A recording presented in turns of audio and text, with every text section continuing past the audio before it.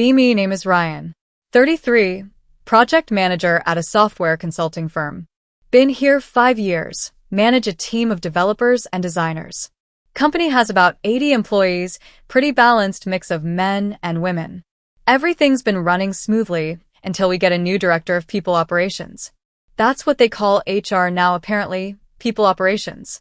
Her name is Claire, 35, came from a big tech company in Seattle. First day, she sends out this long email about her vision for the company. Lots of buzzwords like psychological safety and inclusive communication. I'm thinking, okay, standard HR stuff, no big deal. 2 weeks later, she announces mandatory communication training for all employees. 8 hours spread across 2 days. Attendance tracked, no exceptions. Day 1 of training starts, and Claire's standing at the front with a PowerPoint. Title slide says Dismantling Dominant Communication Patterns. Already getting a weird feeling about where this is going. She starts talking about how masculine communication styles harm collaboration. Shows statistics about how men speak more in meetings than women. How men interrupt women at higher rates, talk over them, dismiss their ideas. I'm sitting there thinking, yeah, that stuff happens. It's worth addressing. Then she gets to the new policy section, and everything changes. Puts up a slide titled New Meeting Guidelines for Male Employees. Rule 1. Men must wait 7 seconds after anyone finishes speaking before talking. Rule 2. Men are limited to speaking twice per 30-minute meeting. Rule 3. Men must preface all statements with the phrase, I want to add. Rule 4.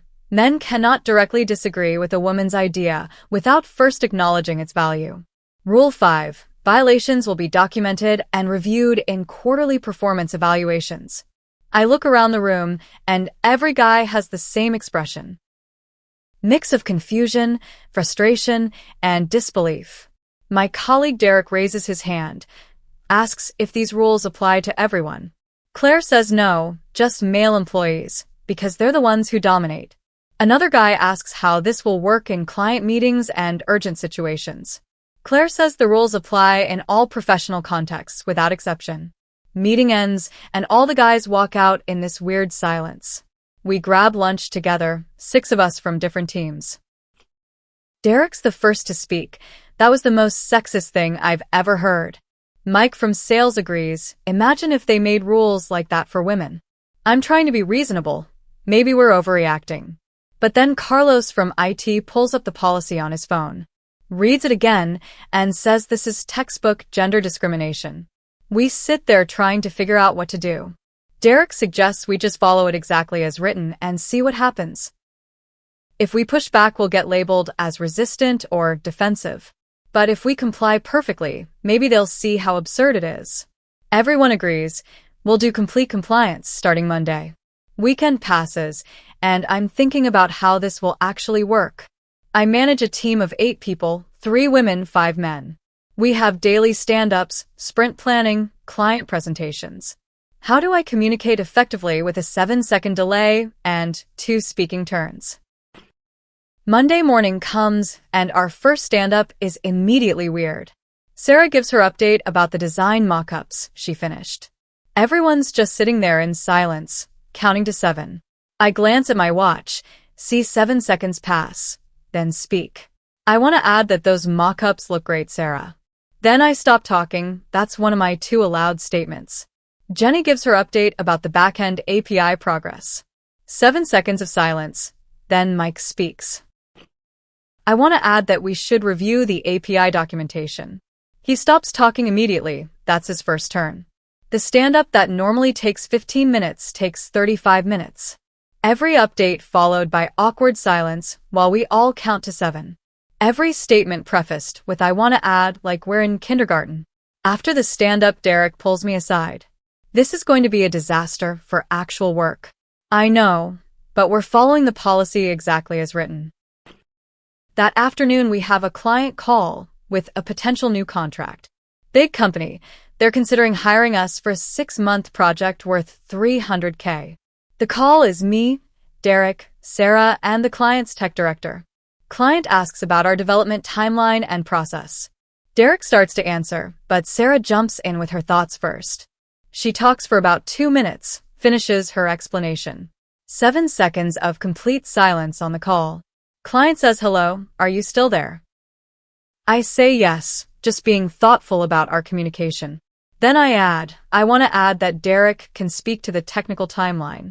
Derek gives a 2-sentence answer then stops talking. Client asks a follow-up question. Derek has already used his 2 turns. So he just says, I want to add that Ryan can address that. I answer in minimal detail because I'm trying to save my second turn. The call is painful, information coming out in drips and drops. Client sounds confused and frustrated by the end. Says they'll get back to us and hangs up. Sarah looks at us. What just happened? We're following the new communication policy, Derek says. She looks confused. That policy is about not interrupting people. No, that policy has specific rules about how many times men can speak. She pulls it up on her laptop and reads it. I can see her face change as she realizes how restrictive it actually is. This is going to make our jobs impossible, she says. We know, but if we don't follow, it will get written up. Week 1 continues like this. Every meeting is a disaster. 7-second pauses after everything, men speaking in minimal sentences. Projects are slowing down because we can't communicate efficiently. Client relationships are suffering because calls feel stilted and weird. I start documenting everything in detailed emails instead. If I can't speak more than twice in meetings, I'll write novels afterward. Soon my whole team is doing the same thing. Every meeting followed by a 2,000-word email summarizing what we couldn't say. Claire notices and sends out another policy update. Men should not use written communication to circumvent the meeting guidelines. After meeting emails should be limited to 200 words. Derek reads this and just starts laughing. She's literally restricting how we can write now, too. Carlos from IT suggests we start requesting recorded meetings. If we can only speak twice, we need to reference what others said. Suddenly, every meeting has someone recording it for documentation. Claire sees this happening and calls an emergency all-hands meeting. She's clearly frustrated, says we're not following the spirit of the policy. I raise my hand and wait to be called on. Claire, we're following the letter of the policy exactly as written. That's malicious compliance, she snaps. I want to add that we're simply being very careful to follow all rules. I stop talking immediately. That's my first turn. Another guy speaks up. We don't want any policy violations in our reviews. So we're being extra cautious about staying within the guidelines. Claire's face is red. The point is to make space for women's voices. I want to add that women's voices have plenty of space now. That's my second turn. I'm done speaking for this meeting. I literally put my hands flat on the table to signal I'm finished. Other guys start doing the same thing, hands on table after their second turn. Meeting continues with only women speaking and men sitting in silence. After 20 minutes, Claire dismisses, everyone looking furious. Week 2, and things are getting worse. We lose the $300K client. They went with another firm. Said our communication during the pitch call was unclear and disjointed. 2 other projects are behind schedule because coordination is breaking down. Claire calls me into her office for a one-on-one. Ryan, your team's performance has dropped significantly. I want to add that we're following all communication policies carefully. Stop saying I want to add before everything. That's Rule 3 of the meeting guidelines. We're not in a meeting right now. The policy says all professional contexts. I'm being thorough. She takes a deep breath, clearly trying to stay calm. Your team is behind on deliverables. Clients are complaining. What's going on? I want to add that communication has become challenging under the new rules. I stop talking. That's my first turn in this conversation. She stares at me. That's it. That's your whole explanation. I nod and say nothing, waiting for her to ask another question. Ryan, I need you to actually communicate with me here. But I've already spoken twice in this context. Can't risk a violation. Her mouth literally falls open. You're being ridiculous. This is a private conversation. The policy doesn't distinguish between private and public contexts. She dismisses me, and I leave. That night, Derek creates a group chat with all the guys on our team. He writes, we need to document everything. Every time we follow the policy and it causes a problem, write it down. Keep contemporaneous notes about how the rules prevent us from doing our jobs. We're going to need evidence when this inevitably escalates. Everyone agrees, and we start keeping detailed logs. Meetings where decisions couldn't be made because men hit their speaking limit. Client calls where we couldn't answer questions because we'd used our 2 turns. Projects delayed because we couldn't communicate effectively. By end of week 2, we each have 15 to 20 documented incidents. Week 3 starts with a major client emergency.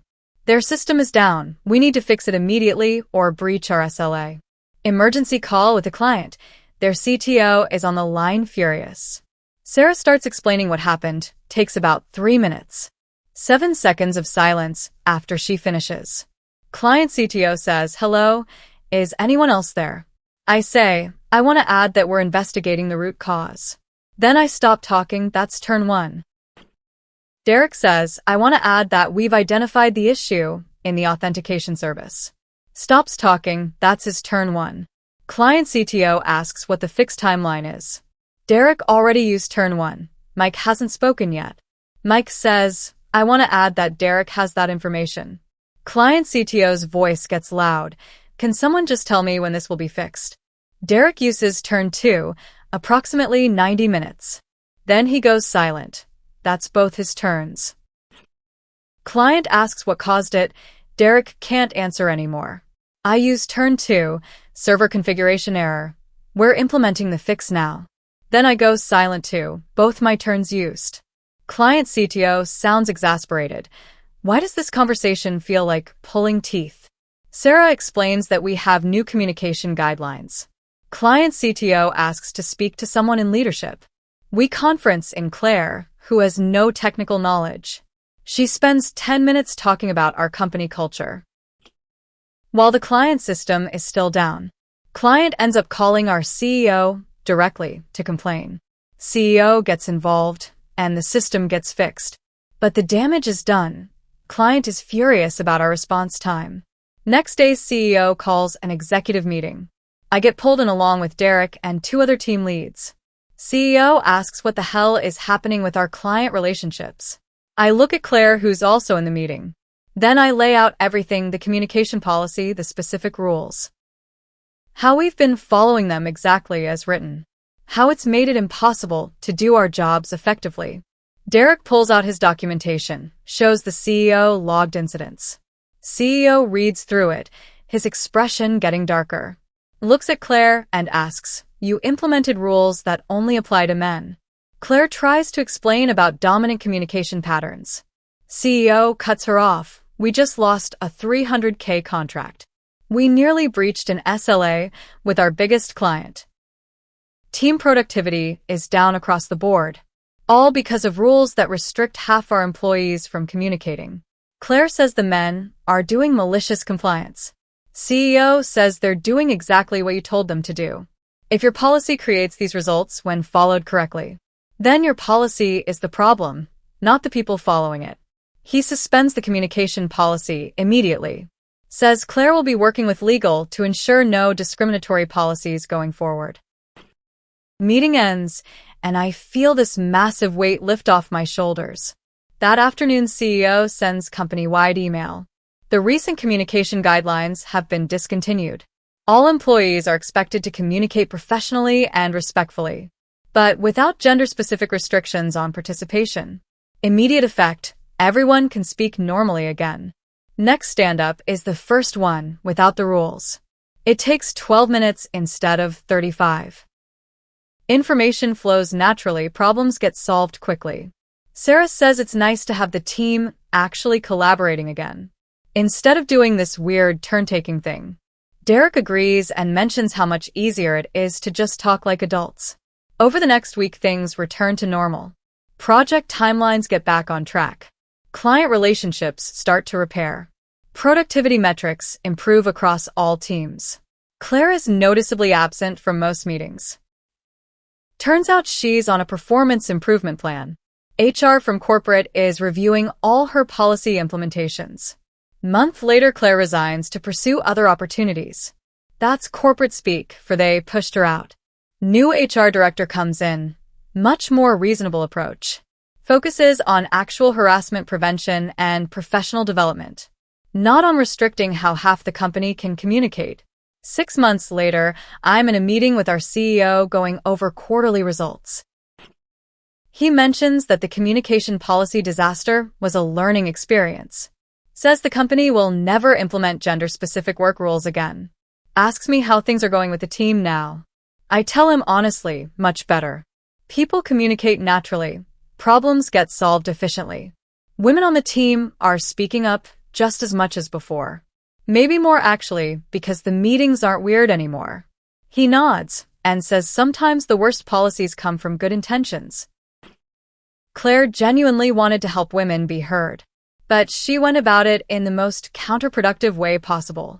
I agree and mention that the women on my team never asked for those rules. They just wanted respect and equal opportunity, which they already had because we hired competent people. CEO says that's the key. Hire good people and trust them to act professionally. Don't micromanage their communication based on their gender.